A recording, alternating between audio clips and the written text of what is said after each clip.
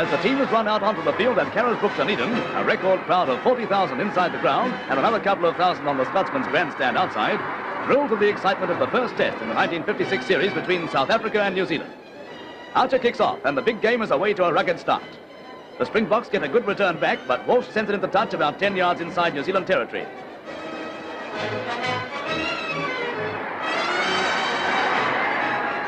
Larson, masterly in the lineouts, gets the ball away to his backs.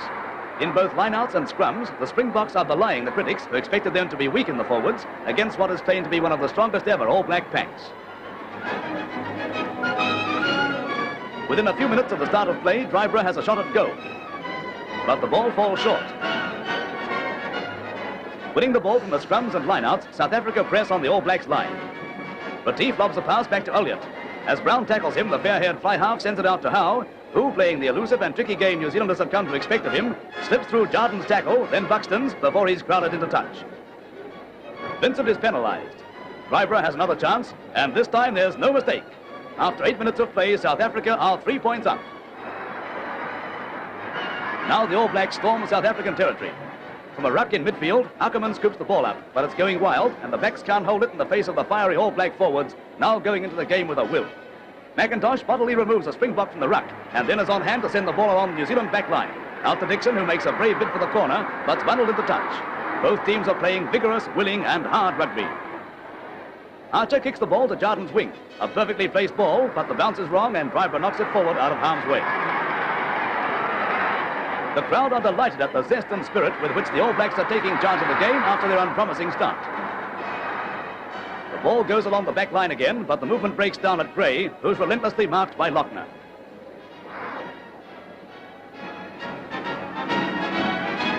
Clay seesaws back to Dixon's wing, and he gives it a go again, but is forced out.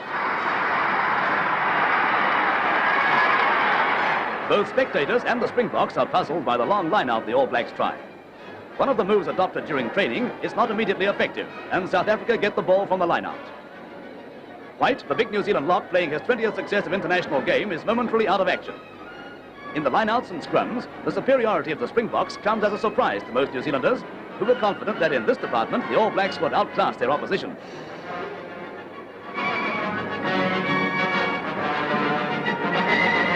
Straden makes a break down the side of the scrum and kicks forward, but Gray is there to send the ball into touch. The All Blacks press the attack. From the scrum, Vincent gets the ball away to Dixon, who kicks infield. Archer follows up fast, and this is really rugged play.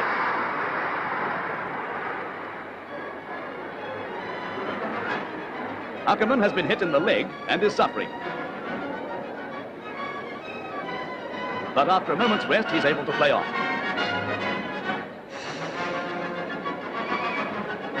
From an infield ruck, Vincent breaks through with the ball at his toe. He beats Straden and Elliott. Drybrough goes down, but he's rucked off the ball. Tiny White up with the play, grabs the ball and bounces over for a try.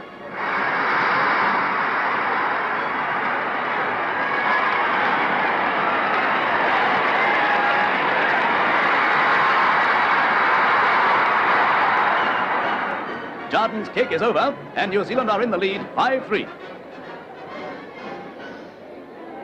From the kickoff, a ruck forms. New Zealand get the ball. Vincent to Dixon.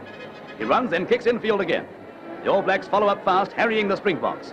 Dixon himself is on hand, and he sends the ball to Archer, who throws himself over the line. But bring it back, says the ref.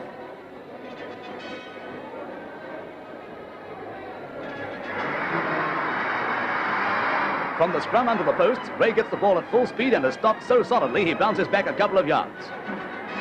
The Springbok defence is tight, and Jardin can't find a hole in it. The ball comes back infield to Gray, who again finds out just how deadly the tackling is. From the ruck, the South African backs get away well on the blind side. But what's Jardin? He intercepts a pass from Howe, slams on all incredible speed, and he's off down the sideline for a magnificent and historic individual try.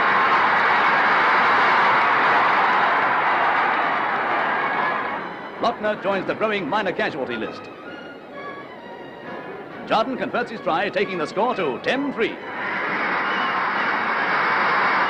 Irwin, New Zealand prop, is injured, and at half-time the teams consider tactics for the next spell. 10 points to 3 says the half-time scoreboard as the Springboks kick off. Now with only 7 forwards, the All Blacks face a harder job than they did in the first spell. Vincent comes round the open side and kicks over Driver's head, but Dupree comes back to save and sends the ball back to halfway.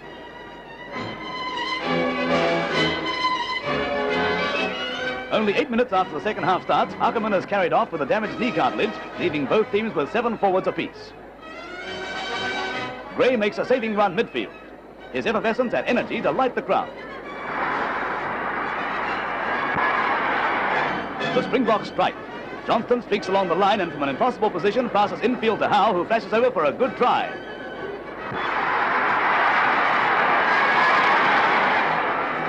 Driver's kick misses and the scoreboard changes to 10-6.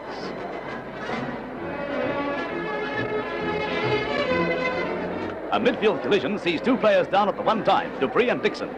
Dixon recovers, but Springbok Dupree has a broken leg and is carried from the field. The South Africans, badly beset by injuries, are unlucky to lose another of their stylish three-quarters, and Dr. Craven is no doubt a worried man as he walks beside Dupree's stretcher. Gray again puts New Zealand on attack. He throws the ball out to Jardine, who goes over, but the referee rules it a forward pass and calls him back for a scrum. The Springboks throw everything into a desperate attempt to make up lost ground, but the New Zealand backs are well up on them. Stadium's pass to Johnston is a forward. New Zealand get the ball from the scrum and Vincent gets it away to Archer, who takes a tumble as Stadium tackles him.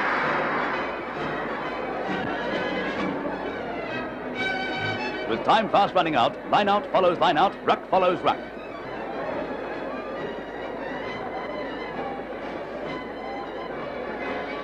The Springboks are away again, but Archer, playing with bruised ribs, manages to check them and the movement breaks down. At the final whistle, the score is unchanged. The test hoodoo is broken, and crowds swarm onto the paddock to congratulate the All Blacks. The startled Seagulls settle over Carisbrook again, and in the minds of everyone, the big question is whether the All Blacks will be able to repeat their success in the next 3 test matches against South Africa.